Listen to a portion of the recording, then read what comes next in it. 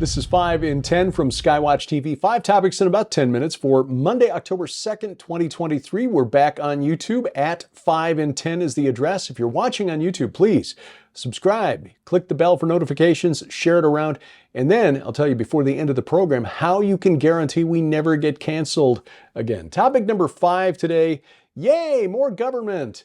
Over the weekend, you probably heard the United States government avoided a shutdown when there was a last-minute deal struck on Saturday. House passing a bill, sending it to the Senate for a quick passage, and then over to the White House for President Biden's signature. In the aftermath of this, however, things got even more interesting when on Sunday, Representative Matt Gaetz, Republican from Florida, announced he will file a motion this week to remove House Speaker Kevin McCarthy from his post, and will use a parliamentary process that has not successfully removed a House Speaker since 1910. This comes after McCarthy reached a deal, reaching across the aisle to get the support of Democrats to pass a continuing resolution.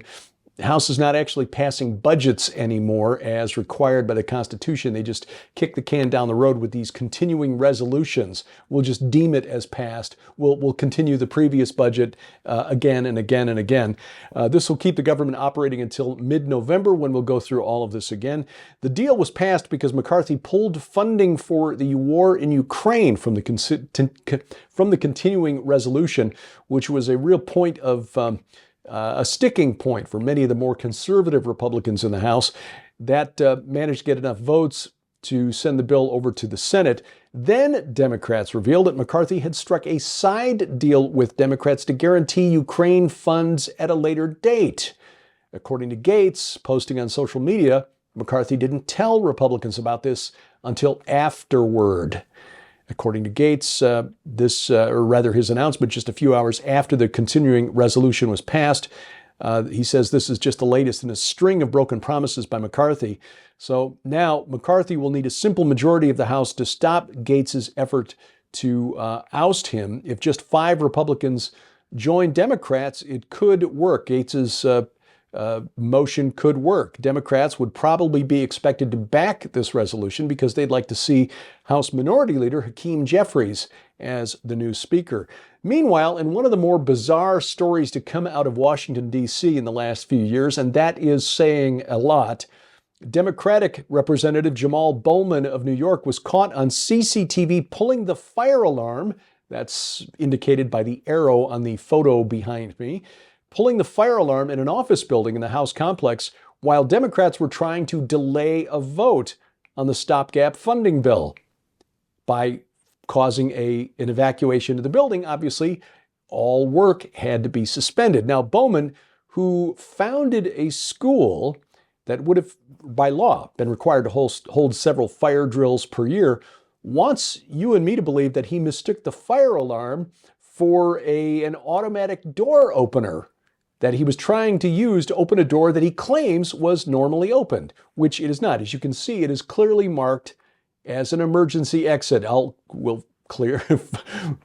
zoom in on these signs here. Emergency exit only, push until alarm sounds. In a statement released on Saturday, Bowman said, "I want to personally clear up confusion surrounding today's events. Today, as I was rushing to make a vote, I came to a door that's usually open." It's not. It is an emergency door, emergency exit only. "I'm embarrassed to admit that I activated the fire alarm mistakenly thinking it would open the door," end quote. I think what he's mistaking here is our gullibility because nobody believes he did this by accident. Anyway, topic number 4, the Southern Front. A couple of stories from Eastern Europe. NATO announced it's going to beef up its presence in Kosovo. That's the breakaway province of Serbia. UK troops are being deployed to Kosovo after 4 people were killed in a shootout last weekend, and as the United States expressed concern about a buildup of Serbian forces on the border of its former territory. Kosovo's prime minister welcomed the move, saying last Sunday's attack involving around 30 gunmen is a new sign that Serbia wants to destabilize its former southern province. Of course, Serbia does not recognize Kosovo as an independent nation. Meanwhile, the authorities in the breakaway region, Azerbaijan's breakaway region of Nagorno-Karabakh, have announced that it is dissolving the region, this self-proclaimed republic not really recognized by any other nation in the world. It is ethnically, or was at least ethnically, Armenian predominantly, but surrounded on all sides by the territory of Azerbaijan. Russia mediated a truce that ended a military flare-up of hostilities between Azerbaijan and Armenia. The president of the unrecognized republic, Samvel Shahramanian, issued a decree this past Thursday saying that as of January 1st of 2024, the short-lived republic will cease to exist. It's reported that as of Thursday this past week that about 70% of the 120,000 Armenians living in the area have returned to Armenia. We just have to wonder if these stories, because both of these are located south of Russia, both of these are efforts to stir up trouble on Russia's southern flank to distract from its efforts in Ukraine.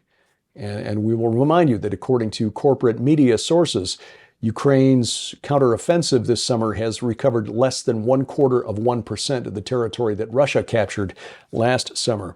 Topic number 3, and that may be, by the way, that may be why the situation between Azerbaijan and Armenia, which is a Russian ally, was resolved so quickly. Russia is not going to tolerate any distraction while that situation on its western flank is still going on.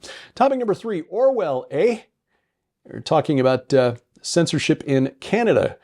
Independent journalist Glenn Greenwald spotted this and shared it with his followers on social media over the weekend. The Canadian government has announced that all online streaming services that offer podcasts must formally register with the government to permit regulatory controls. Canada's Radio, Television and Telecommunications Commission is requiring online streaming services that operate in Canada, offer broadcasting content, and earn $10 million or more in revenue per year to complete a registration form by November 23rd of this year. Social media sites also need to register. This is being done, according to the CRTC, quote, to modernize Canada's broadcasting framework and ensure online streaming services make meaningful contributions to Canadian and Indigenous content, end quote. Now you watch. What it's actually going to be used for is to put the screws to any streaming service that carries podcasters who are producing unapproved content. If you want to continue streaming in Canada, you will cancel that podcast. This is Orwell in the Great White North. Topic number 2, science versus feels. You'd think that science, which is operated properly according to the scientific method, is concerned with data and then analyzing the data, not squishing the data to fit into a preconceived conclusion, but you would be wrong in the 21st century. The American Anthropological Association and the Canadian Anthropology Association, or Canadian Anthropology Society, that is, announced that it's canceling a panel discussion at its upcoming annual conference titled "Let's Talk About Sex, Baby: Why Biological Sex Remains a Necessary Analytic Category in Anthropology." This was scheduled to be part of the annual conference coming up in Toronto in mid-November. The panel was set to feature 6 female anthropologists specializing in anthropology and biology to discuss the increasing denial of biological sex as a valid and relevant category for anthropologists studying, human remains. Forensic scientists can tell you this. When you find a set of human remains, you can pretty much tell just by looking whether it's a male or a female, because there are fundamental differences in the physiology of men and women. And yet, even though this discussion topic was accepted July 13th without question, the conference organizers, responding to pushback from the woke, have decided to cancel it. The anthropologists slated to speak at the event wrote a letter calling the decision to remove the session from the conference an anti-science response. Yes, one dare not allow actual science into the science in 2023. Coming up, home invaded by bacon on the hoof. It's not as funny as it sounds. That's next on 5 and 10. Well, ladies and gentlemen, we want to make sure you know how you can get your copy of this incredible new book in the Before Genesis Master Collection. When you order the Before Genesis Master Collection from the skywatchtvstore.com, you'll receive the brand new book, Before Genesis, The Unauthorized History of Tohu, Bohu, and the Chaos Dragon in the Land Before Time by Dr. Thomas Horn and Donna Howell. In this phenomenal new work, you'll learn about the debate raging between the Old Earth and the Young Earth creationist groups, what the Earth was like during the without form and void era of Genesis 1-2, how ancient archaeological sites like Göbekli Tepe and the Doorway of the Serpent point to an intelligent race of beings on Earth alive before the time of Adam and under Lucifer's fallen influence. And for the first time ever, the conclusion to the events of Genesis that merges all contributing voices from not only the young and old creationist groups, but the scientific community as well, into one balanced and agreeable climax. But that's not all. You'll also receive the amazing DVD, What Lies Beneath, The Lost Secrets of the Watchers Below Göbekli Tepe, featuring archaeologist and author Dr. Aaron Judkins and best-selling author Derek Gilbert as they reveal Göbekli Tepe's historical use as a place of watchers worship, the evidence of a cult that venerated human skulls and reptilian creators, and the links between the god of Göbekli Tepe and the Bible. Also included in this must-have master collection are the digital, downloadable e-book versions of the Earth's earliest ages, Unearthing the Lost World of the Cloud Eaters, and the Apocrypha, including the Book of Enoch. These three masterpiece works will be available for download immediately when you place your order for the Before Genesis Master Collection and are being included in this offer absolutely free. All of these items hold a retail value of over $85. Yours now for your donation of only $35 plus shipping and handling. So don't delay. You can scan the QR code on your screen using the camera app on your phone for instant access to this special opportunity. You can also visit us at skywatchtvstore.com or call 1-844-750-4985 and ask for the Before Genesis Master Collection right now. Item number one today, invaded by bacon. A woman in Texas says she and her family were banged up and bruised after they were terrorized by a very large pig, which barged into their home, and it's come back several times. This is in Llano County, Texas. 911 caller to Llano County on Monday of this week, quote, "My grandma's being attacked by a random pig. Now my grandpa's being attacked." Wendy Goldstein said the pig went after her daughter and her disabled parents. Said the pig was black and white spotted, about 300 pounds. That happened Monday. On Tuesday, the pig was back. Goldstein says animal control came out. The pig ran off after being shot with a pepper ball. But later, the pig came back and went after her boyfriend. Llano County Sheriff's Office told reporters in Austin, Texas, that the pig was returned to its owner, adding that, quote, "It is believed the owner has secured the pig's enclosure. There are not going to be any charges filed. The pig was not trying to attack anyone. It knocked a person down." And then the deputy went on to describe the behavior as being more like what you sometimes encounter with a male dog who's not been fixed. In other words, I think the pig was coming back because he had some sort of,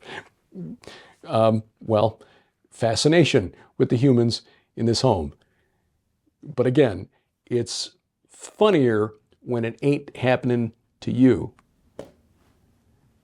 Well, during the month of October, can you believe we're in October already? Our thank you for your gift of any amount, if you're in the US or Canada, is the book by Donna Howell, a retelling, or actually a continuation of the story of Ebenezer Scrooge. What happened to Scrooge after Christmas?